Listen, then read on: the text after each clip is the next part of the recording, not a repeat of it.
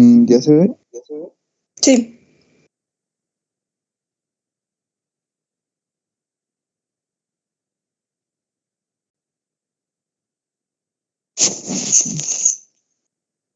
Ok. Buenos días. Yo les voy a hablar del crecimiento microbiano. En microbiología, el crecimiento se define como el incremento en el número de células. La bipartición, o sea, fisión binaria, es el proceso por el cual la célula se divide para formar dos células iguales.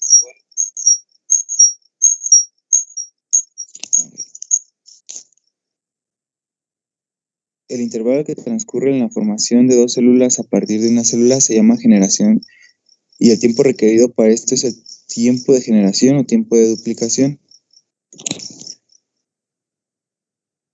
La fisión binaria. Durante la fisión binaria, cada célula hija recibe una copia del cromosoma de los ribosomas complejos macromoleculares, así como monómeros y iones inorgánicos. Para existir como una célula independiente, el ADN se ancla a la membrana, así cada célula hija se queda con una copia, se forma un septo que dará lugar a cada una de las células. Las envolturas rodean a cada copia del ADN y finalmente se da la separación de las células. Crecimiento. Se define crecimiento como un aumento en la cantidad de constituyentes y estructuras celulares. Cuando hay crecimiento, en ausencia de división celular, hay aumento en el tamaño y peso de la célula. Mientras que cuando el crecimiento es seguido de división celular, hay un aumento en el número de células. El crecimiento de una población es el aumento del número de células como consecuencia de un crecimiento individual y posterior división. El crecimiento de una población ocurre de una manera exponencial. El crecimiento exponencial es una consecuencia del hecho de que cada célula se divide dando dos células hijas, las cuales se divide al dividirse cada una de las dos células hijas. Así es que cada periodo de división la población se duplica. Bueno, el crecimiento exponencial. Cuando un cultivo se duplica de manera regular durante un intervalo de tiempo, se denomina crecimiento exponencial. Una gráfica aritmética del crecimiento muestra un incremento constante, mientras una logarítmica permite observar con respecto al tiempo cuando el crecimiento es exponencial y puede entonces calcularse el tiempo de generación. O sea, en nuestra tablita esta tablita rosita es nuestra tablita de crecimiento exponencial, donde a partir de un tiempo cero tenemos un número total de células y al paso de cierto tiempo vamos a tener un crecimiento exponencial de cada célula o población. Y la tablita de abajo, es una gráfica aritmética que nos va a decir cómo es que creció la población a través del tiempo. El tiempo de generación es el tiempo requerido para que una célula se divida o una población se duplique, y para ello tenemos que G es igual al tiempo sobre N. El tiempo debe estar en minutos. Dice, si partimos de una célula al cabo de una generación, habrá duplicado su número y así sucesivamente en cada generación. Cuando se puede comprobar el crecimiento, se produce en progresión geométrica. O sea, en la primera generación tendremos dos células, en la segunda 4, en la tercera 8, en la cuarta 16 y en la quinta 32. Aquí ya lo podemos ver de una manera matemática, que a partir de un tiempo cero habrá un número cero o un n0 de crecimiento. Nuestro n es igual a n0 por 2 a la n, y nuestro ig por n sería igual al ig del n0 más... no, es logaritmo natural. Sería igual al logaritmo del tiempo cero más el logaritmo natural de n a la 2, no más que sea mismo. Y sería así, al despejar, nuestro n nos quedaría igual al logaritmo natural menos el logaritmo del momento cero entre el logaritmo a la 2. Nuestro logaritmo, sí, a la 2. y esto sería igual a logaritmo de n menos el logaritmo del n0 entre 0.31, que es el valor del logaritmo de 2, el logaritmo de base 10. Y esto quedaría que nuestro n lo tendremos que multiplicar por 3.33 por el logaritmo de n menos el logaritmo de n0. Para despejar esto, nuestro tiempo de generación va a ser nuestro tiempo en minutos entre 3.33 logaritmo de n menos el logaritmo de n0. Para que lo comprendan mejor, aquí hay un ejemplo. Dice, se tienen 1000 bacterias en un medio de cultivo óptimo y después de 4 horas de incubación, crecimiento exponencialmente, se obtienen 100.000 bacterias. Calcula el tiempo de generación. Para esto tenemos los datos siguientes. Ahí, sí. Tenemos que X son las 1000 bacterias que teníamos al principio. Nuestra Y son las 100.000 bacterias que se obtuvieron a partir de un cierto tiempo. El T son las 4 horas que transcurrieron para poder obtener las 100.000 bacterias.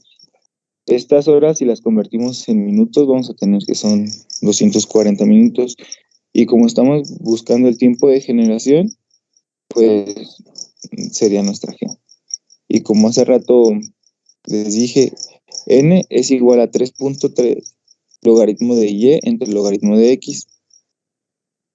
Y al sustituir los datos, tendremos que nuestro n es igual a 3.33 logaritmo de 100.000 entre 1000. Y esto nos va a dar que nos da 6.6 generaciones. Y nuestra n es igual a 6.6 generaciones. Y al dividir nuestro tiempo de generación nos dará que el tiempo en minutos entre nuestra n, es nuestro número total de generaciones, sería igual a 240 entre 6.6 generaciones. 240 minutos entre 6.6 generaciones. Esto nos dará 36.36 minutos. Y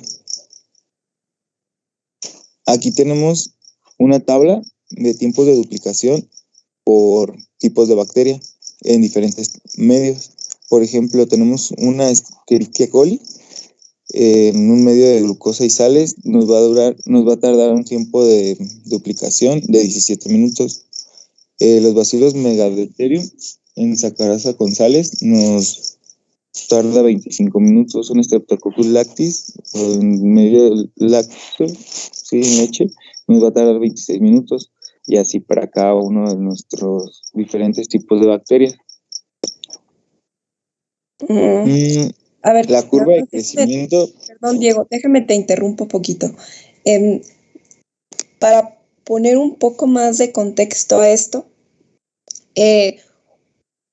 estas bacterias a las que ustedes, por alguna técnica de ingeniería genética, le modificaron algún gen, una vez que hacen toda esa modificación, ustedes primero hacen un cultivo de esas bacterias ya modificadas en una caja de Petri.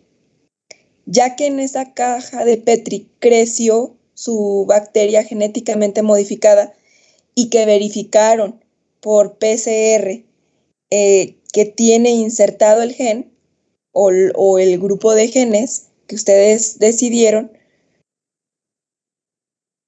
les digo, la crecen en una caja de Petri y esa como lamita que les queda en la caja de Petri, la toman con una asa y la inoculan en estos medios de cultivo. Y esa le llaman inoculación o inóculo. El inóculo es la cantidad de, por ejemplo, dijo Diego, ¿no? Tienen 1000 bacterias. Ese es el inóculo que ustedes ponen en un medio y una vez que hacen la inoculación, inicia la fermentación. Continúa, Diego.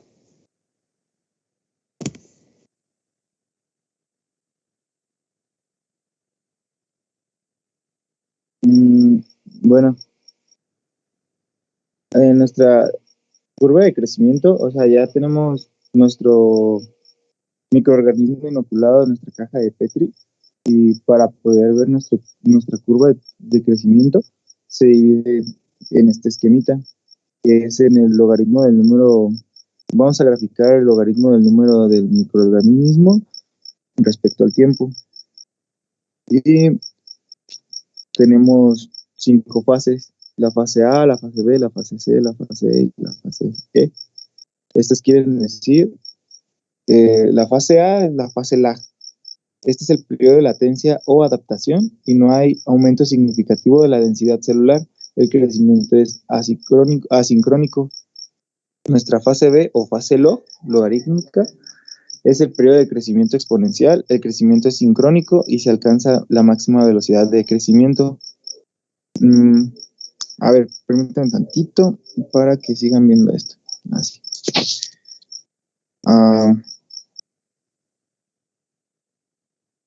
La fase C o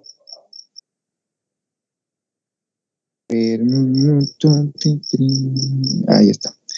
La fase C o la fase preestacionaria es el periodo de retardo. Desaparece el crecimiento exponencial. Los microorganismos están en estrés. En la fase D, que es donde está como donde pues ya no hay subidas ni bajadas y está constante nuestra línea, es la fase estacionaria. En el periodo estacionario no hay cambios significativos de la densidad celular con respecto al tiempo y existe un equilibrio entre los microorganismos vivos y muertos. Y en la fase E, donde ya tenemos una caída de nuestra curva, es la fase de muerte. La fase en el equilibrio desaparece y predominan los microorganismos muertos. No hay nutrientes para el recambio y las condiciones del medio de cultivo son adversas para el crecimiento. Ok, dame un segundito, Diego. Entonces, aquí, ¿te puedes regresar a la gráfica, por favor? Todavía no se cambia, ¿verdad? No, ya listo.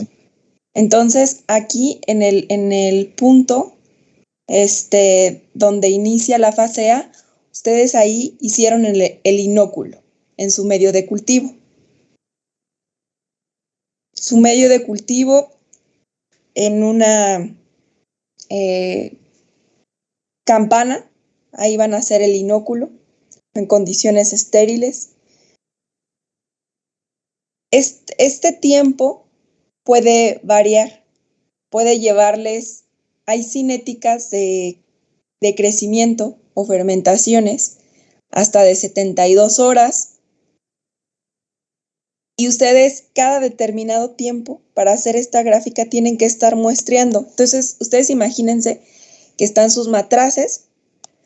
Primero se hacen matraz y ya una vez que comprobaron que sus bacterias están funcionando en escala pequeña en matraces, lo crecen a bioreactores, que son bioreactores de 10 litros, de 5 litros. Primero son como 2 litros, 5 litros, 10 litros, 20 litros y ya después escala industrial. Entonces, primero en matraces, ¿no? Entonces, ahorita imagínenselo en matraces. Hacen su inóculo en su medio de cultivo y si su bacteria está estable, tiene estabilidad, sus cinéticas pueden durar todo ese tiempo y puede estar produciendo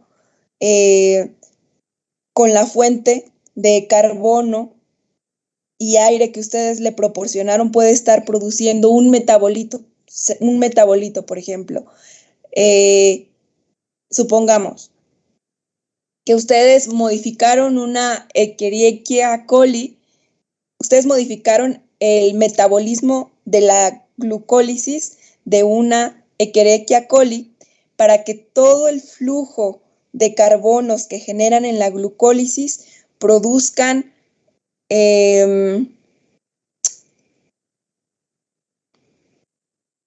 piruvato, por ejemplo.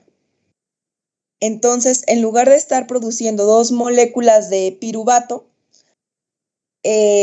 o 3, esta bacteria ya modificada genéticamente produce 10 moléculas de piruvato.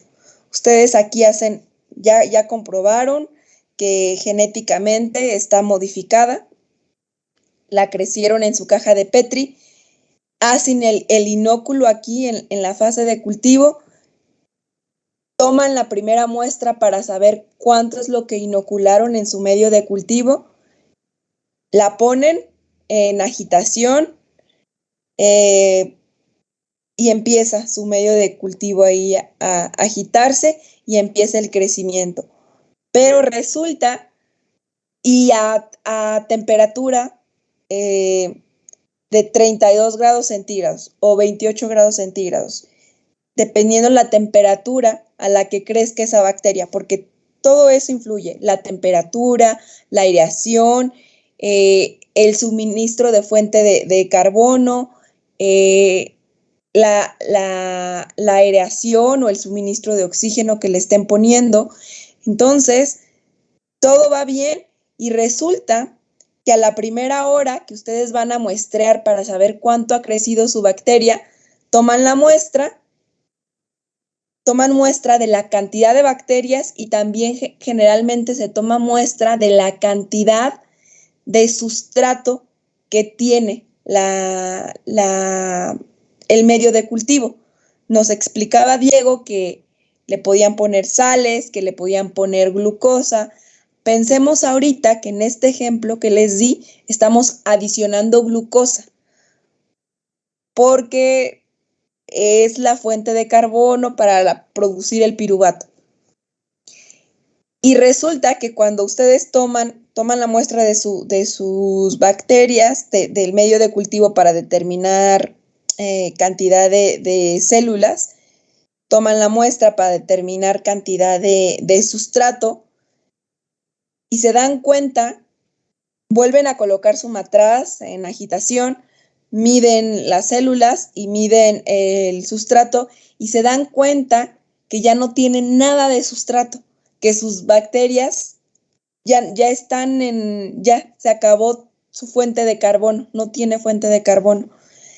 Entonces, en lugar de, ustedes deciden ponerle más sustrato y en lugar de ponerle glucosa, le ponen acetato, por ejemplo.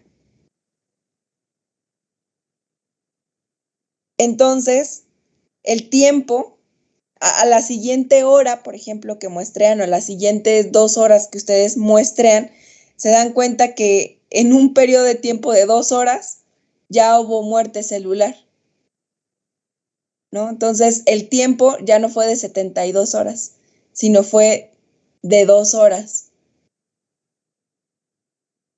O simplemente, ahorita fue un cambio de sustrato, pero simplemente la bacteria que está genéticamente modificada no le gustó la velocidad a la que ustedes estaban agitando. Entonces, en la primera hora se les mueren las células. En lugar de 72 o 24 horas que ustedes tenían programado, que habían estimado que iban a tener la fase C, por ejemplo. Entonces, en lugar de llegar a las 24 horas, solamente les duró 1 hora o 2 horas y tienen que volver a empezar la inoculación en el medio de cultivo para ajustar las condiciones adecuadas de crecimiento. Esto es un poco, le estoy platicando un poco de todas las cuestiones que se ven involucradas para que haya una curva de crecimiento adecuada en el tiempo que debe de ser. Entonces, cuando se habla de crecer microorganismos y de fermentaciones de organismos genéticamente modificados, no es cualquier cosa. Tienes que estar monitoreando todos, la fuente de carbono, el crecimiento, la cantidad de oxígeno, la agitación, la temperatura, incluso si varía la temperatura de la incubadora 2 o 3 grados, puede provocar la lisis o muerte celular de las bacterias y ya no obtener esta curva como debería de ser, ¿no? Puedes obtener A, B y pshum. Luego pasas a la fase E. Y ahí ustedes es cuando se dan cuenta que tienen un crecimiento anormal y pasó algo, pudo haber un error o está pasando algo con esa fermentación o con ese cultivo. Ok, Diego, por favor, continúa.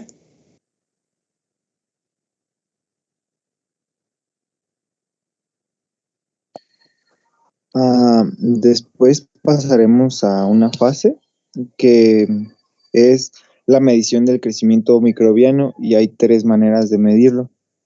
La determinación del número de células totales, la determinación de células viables y la determinación de masa microbiana. Yo solo les voy a hablar de, bueno, si quieren hablar de las tres cosas, pero principalmente del recuento directo mediante contadores electrónicos, que consta de contadores electrónicos diseñados para contar glóbulos rojos y se pueden usar para este fin. Esencialmente, un contador electrónico consta de dos cámaras que están separadas por un material que no conduce la corriente. En este material no conductor hay un orificio de un tamaño similar al de las células a ser contadas. Cada cámara contiene un electrodo. La suspensión de células a ser contadas se coloca en una de las cámaras y se aplica la presión para que las células pasen a la otra cámara a través del orificio. Cada vez que una célula pasa a través del orificio ocasiona un cambio de la conductividad eléctrica que es registrado por un dispositivo electrónico y de esta manera el contador indica el número de células en esta suspensión. Las limitaciones de este método son las siguientes. Se cuentan células vivas y muertas. O sea, ahí no distingue qué onda. Las suspensiones deben de estar libres de partículas diferentes a los microorganismos que estamos contando porque el aparato no puede distinguir entre una y otra. El recuento directo al microscopio. En este se determina directamente el número de células contándolas al microscopio con la ayuda de cámaras especiales que albergan un volumen conocido de líquido y se conocen como, estas cámaras se conocen como hemocitómetros o cámara de Petrov-Hauser. El recuento directo al microscopio es tedioso, pero es una forma rápida de estimar el número de células microbianas. Sin embargo, presentan algunas limitaciones. No se pueden distinguir las células vivas de las células muertas. Las células muy pequeñas son difíciles de contar, la precisión es difícil de lograr y el método no es adecuado para suspensiones celulares de baja densidad. Es decir, las soluciones deben contener aproximadamente 10 a las 7 células por mililitro o más.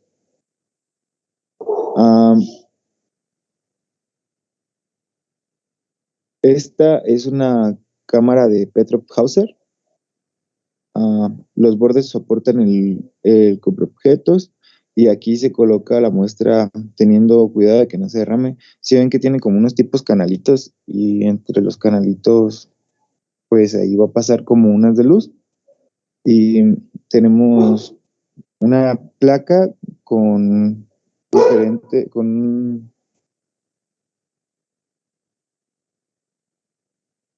un cuadriculado donde nos va a permitir el conteo de nuestras células o nuestros microorganismos. El rectángulo del fondo está dividido en 25 cuadros y en este ejemplo el volumen de la cámara es de 0.02 milímetros al cubo, o sea, es el volumen de la cámara en total, 0.02 milímetros cúbicos. Y el área de la cámara es de un milímetro cuadrado. Para calcular el número de células por mililitro de muestra, tenemos que, por ejemplo, 12 por los 25 cuadros, o sea, 12 células por cada 25 cuadros. Esto nos va a dar 300 células en nuestro volumen que es de 0.2 milímetros cúbicos. Y si esos 300 los multiplicamos por 50, que es el número de células en un milímetro cuadrado, obtendremos que son como 15,000 células en ese espacio de 25 cuadros. Y si esas 150,000 células las multiplicamos por 10, tendremos un total de de 1.5 por 10 a la 7 en un número de células en 1 mililitro. Ese sería nuestro número de células en 1 mililitro. Lo de la determinación de células viables es más como cuando aquella célula es capaz de dividirse y formar una progenie y manera usual de realizar un recuento de células viables, y es determinado el número de células de la muestra capaces de formar colonias sobre un medio de cultivo sólido en un agar, y esto se conoce como recuento en placa. Esto es más bien cuando siembras en una placa por extensión, colocas tu pipeta con la muestra sobre la superficie de la placa del agar. Después la muestra se esparce de modo uniforme sobre la superficie del agar con una varilla estéril de vidrio, y todas las placas se incuban con la tapa hacia abajo.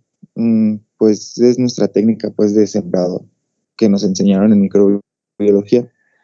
Y después en el resultado esparcido de la placa tendremos nuestras colonias en la superficie, y ahí ya las podremos contar por el método de UFC, del conteo de colonias formadas, de unidades formadas. Y la determinación de masa microbiana se hace a través de luz macroscópica y un foco luminoso. Pero eso no los puse en nuestra presentación, por eso no lo vieron, solo se los mencioné. Y aquí el efecto de la concentración de nutrientes sobre el crecimiento. A medida que aumenta la concentración de nutrientes... Déjame te interrumpo. Ustedes ya llevaron química analítica y utilizaron un instrumento que se llama espectrofotómetro, ¿verdad? Sí. Entonces, cuando ustedes tienen un medio de cultivo, porque aquí es crecimiento bacteriano en medios de cultivo o fermentaciones, toman la muestra que es líquida y la ponen en unas celdas. Se ubican esas celditas que tienen que limpiarlas con cuidado, con Kleenex, para que no se rayen, porque pasa por ellas un haz de luz que va a determinar la cantidad de partículas suspendidas. Hacen ahí una conversión de que es que la cantidad de intensidad de la cantidad de luz que pasa a través de la célula es directamente proporcional a la cantidad es inversamente proporcional a la concentración de células en el medio. Entonces, esa es la técnica más común que se utiliza para cuantificar la cantidad de bacterias que tienen en un medio de cultivo líquido o en una fermentación.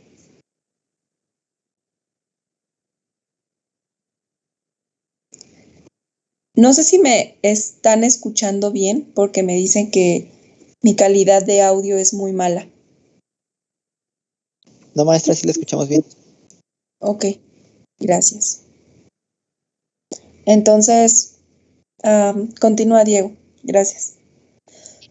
Ok, para ver el efecto de la concentración de los nutrientes sobre el crecimiento, a medida que aumenta la concentración de nutrientes, aumenta la velocidad de crecimiento hasta llegar a una concentración que ya no es limitante y se sigue aumentando. Y si se sigue aumentando, no aumentará la velocidad de crecimiento. Por ejemplo, tienen como un rango de velocidad, o sea, no importa si le pones poquito sustrato o mucho, pero hay una cantidad ideal de sustrato que va a ser el óptimo para que tus nutrientes puedan tus nutrientes sean absorbidos por los microorganismos para que tengan un crecimiento óptimo. También la concentración de nutrientes tiene efectos sobre la cosecha máxima o crecimiento total, ya que una gran parte de nutrientes es convertido en masa celular. Si se limita la cantidad de nutrientes, se limitará también la cantidad de material celular. Esto es proporcional al a la cantidad de nutrientes que le pongas. O sea, si le pones, ya me hice bolas. Si le pones poquitos nutrientes a una cantidad muy grande, va a crecer poquito y en poquito tiempo, como nos decía hace rato la maestra, que se va a morir. Y aquí en nuestra tablita estamos,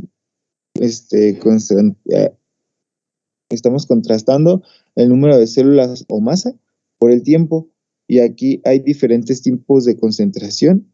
Y aquí a la mitad es la velocidad de proliferación y modificación de la cosecha máxima.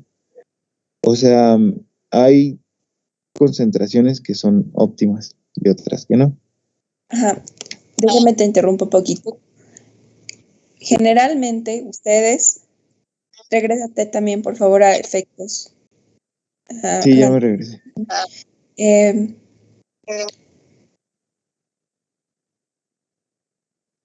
Diego nos decía que hay una concentración óptima. Esa concentración óptima generalmente ya está reportada para los modelos de estudio o microorganismos que ustedes estén creciendo en el medio de cultivo.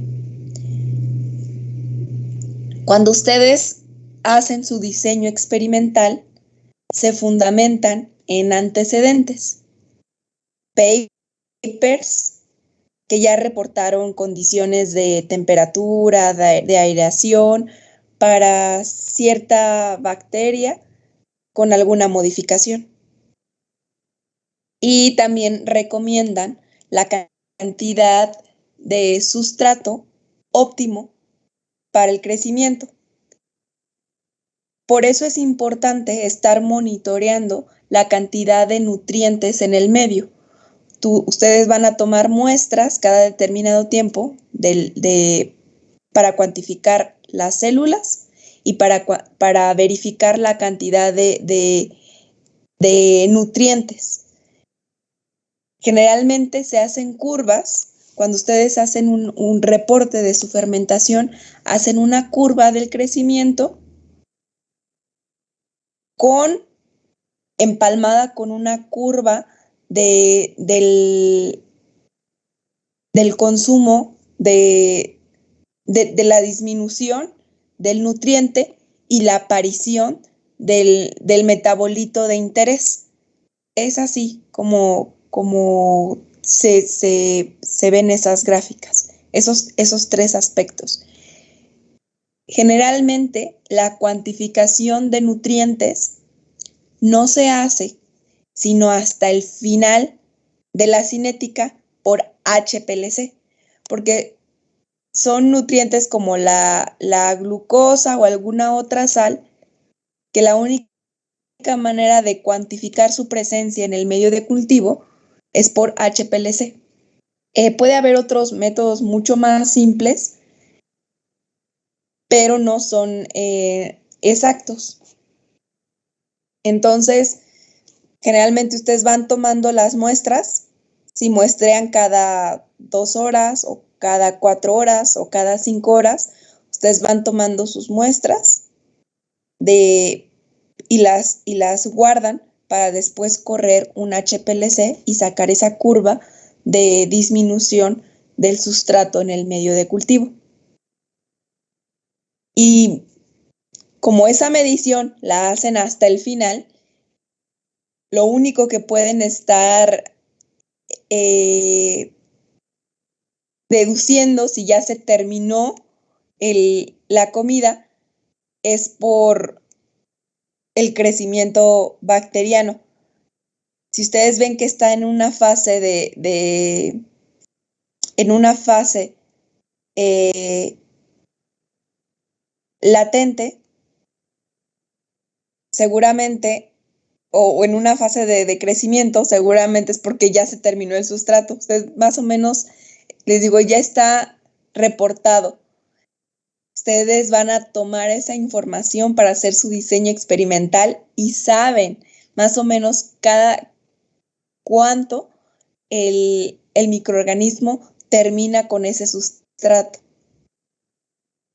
Y eso se va a comprobar cuando ustedes hagan su corrida por HPLC para ver cómo se comportó el sustrato durante la fermentación. Ok, puedes continuar, Diego.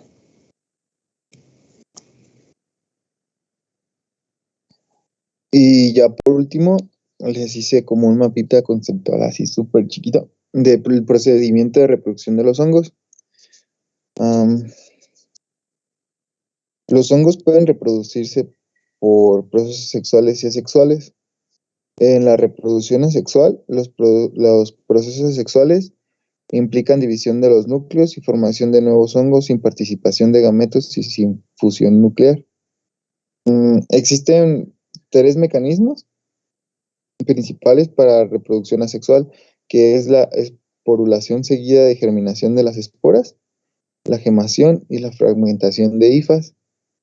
En, en la esporulación no presentan latencia, es decir, ellas pueden germinar cuando se disponga de humedad, aún en ausencia de nutrientes, y existen varios tipos de esporas, como es la clamidospora, que son esporas esféricas o ovoides de pared gruesa que se forman dentro de las higas. Son estas las primeritas de aquí. Hifas sománticas y son más resistentes al calor y a la desecación que las otras esporas asexuales. Las conidiosporas son esporas delgadas que se encuentran en grupos o solas. Las esporangiosporas son esporas que se forman dentro de una estructura en forma de saco denominada esporangio, y la hifa que porta el esporangio se denomina esporangióforo. En la gemación es el proceso de reproducción asexual que prevalece en las levaduras, aunque algunas especies se dividen por fisión. Y la fragmentación de hifas, los fragmentos de hifas son capaces también de dar nuevas colonias. En la reproducción sexual, los hongos tienen reproducción sexual, la hacen a través de los siguientes pasos, que es un núcleo haploide de una célula donante, un macho, que penetra el citoplasma de una célula receptora, o sea, la hembra. Se fusionan los núcleos para formar un núcleo cigótico diploide, y por el tercer paso es por meiosis. El núcleo diploide origina 4 núcleos haploides, y algunos de los cuales pueden ser recombinantes genéticos. Las esporas sexuales son usualmente más resistentes al calor de las esporas asexuales, sin llegar a tener la extrema resistencia al calor que presentan las endoesporas bacterianas y presentan latencia. Estas solo germinan cuando son activadas, ya sea por un calentamiento suave o por ciertas sustancias químicas. Tenemos varios tipos de esporas sexuales. Acá abajo es una cigospora. Son esporas grandes de pared gruesa que resultan de la fusión de dos gametos similares. La que le sigue a mano derecha son acosporas y se producen en una estructura en forma de saco llamada asca después de la unión de dos núcleos. Generalmente hay 8 ascosporas dentro de cada asca. A la derecha de ese se llama basidiosporas y resultan de la unión de dos núcleos sobre una estructura especializada en forma de masa conocida como basidio, y generalmente hay 4 por basidio. Las osporas están formadas dentro de una estructura femenina denominada ogonio. Y pues la verdad yo ya no alcanzo a ver la estructura de cada una de las esporas, y por mi parte sería todo. ¿Tienen alguna duda?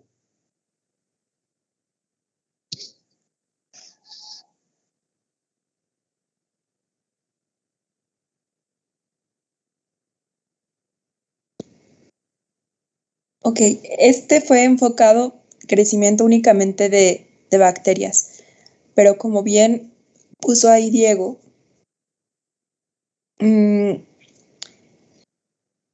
también hay crecimiento de hongos. Y esto,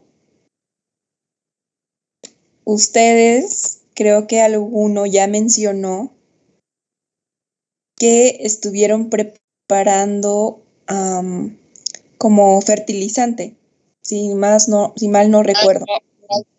Yo, maestra, tengo una plantita con sustrato micorrizado, y aparte Pues es un sustrato muy completo, la verdad, pero sí estoy trabajando con micorrizas. ¿Y cómo cuantificas tú las micorrizas? Pues no las cuantifiqué, solo fue experimental.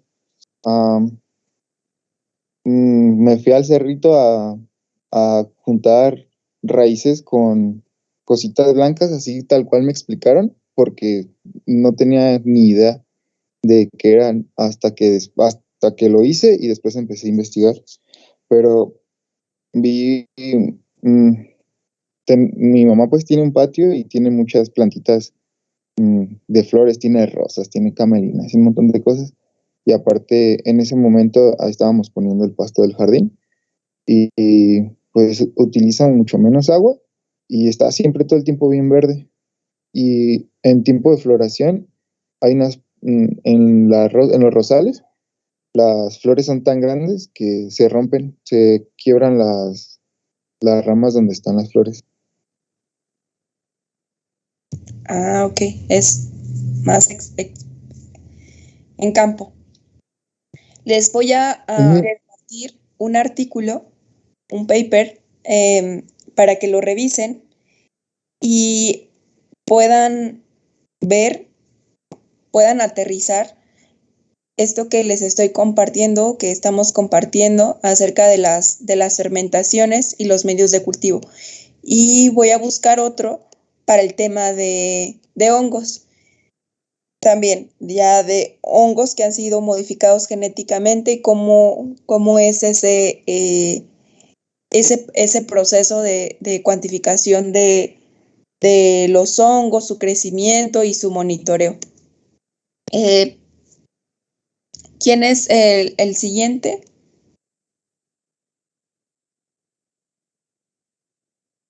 Creo que no, vamos a terminar ya. Eh, sí, creo que lo vamos a dejar aquí. Y ahorita nada más les voy a dejar eh, un link a una revista que se llama Biotecnología en Movimiento. Eh,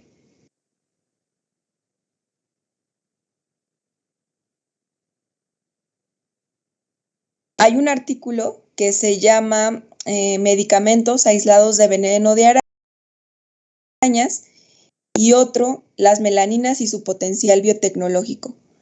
Eh, Me interesaría que leyeran alguno de los dos porque está muy relacionado a lo que hemos estado revisando las últimas semanas. Entonces son artículos muy pequeños, son del Instituto de Biotecnología de la UNAM y aquí se los comparto. Digo, al final de cuentas, esto es para ustedes, ¿no? Que ustedes tengan un poco más de conocimiento sobre tecnología. Yo salí también de ingeniería bioquímica y estuve en el Instituto de Biotecnología trabajando en temas de biotecnología, obviamente. Y la verdad es que me di cuenta que nada de lo que de lo que me dieron, me había funcionado. Entonces fue muy frustrante no tener las herramientas para poder entrar en ese campo. Es que espero que a ustedes, si a alguno le interesa aplicar biotecnología a alguna de las áreas que le gusta, no se tope con lo mismo que yo.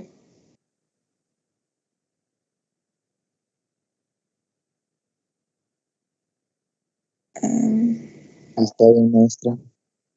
Gracias. lo, um, pues,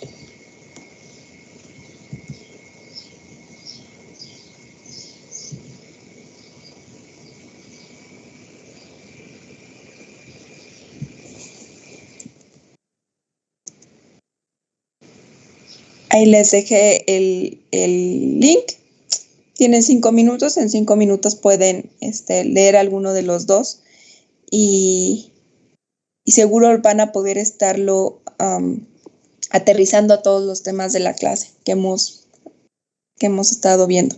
Uh-huh. Que tengan bonito día y nos vemos mañana. Muchas gracias, maestra. Nos vemos mañana. Gracias, maestra. Nos vemos mañana. Nos vemos, chicos. Bye. Bonito día. Bye. Hasta mañana. Maestra.